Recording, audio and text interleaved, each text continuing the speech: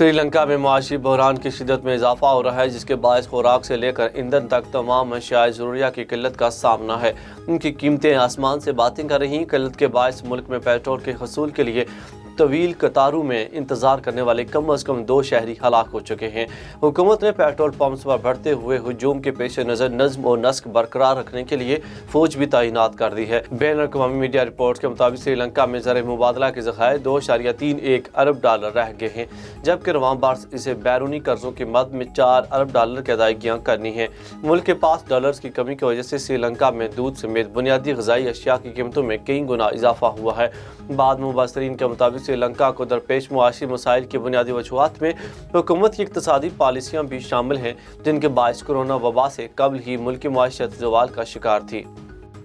امریکی محکمہ دفاع پینٹاگون کی جانب سے ایک بیان میں کہا گیا کہ روس یوکرین پر حملے کے بعد چین پر ایک بوجھ بن چکا ہے۔ پینٹاگون میں دفاعی پالیسی کے انڈر سیکرٹری کولن کاہل نے کہا کہ روسی صدر ولادیمیر پوٹن نے جو یوکرین میں کیا ہے، اس کے بعد وہ چین کے لیے کسی اسٹریٹجک بوجھ سے کم نہیں ہے۔ اس کے علاوہ کولن کاہل نے کہا کہ یوکرین پر حملے کے نتیجے میں روس عسکری، معاشی اور جغرافیائی طور پر کمزور ہو کر پہلے سے بھی زیادہ الگ تھلگ ہو جائے گا۔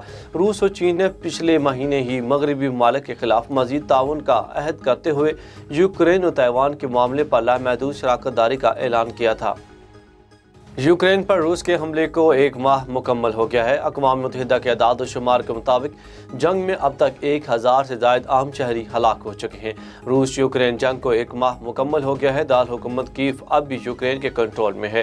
ماریوپول سمیت متعدد بڑے شہروں میں قبضے کی لڑائی جاری ہے۔ اقوام متحدہ کے اعداد و شمار کے مطابق جنگ میں اب تک 1035 عام شہری ہلاک ہو گئے ہیں۔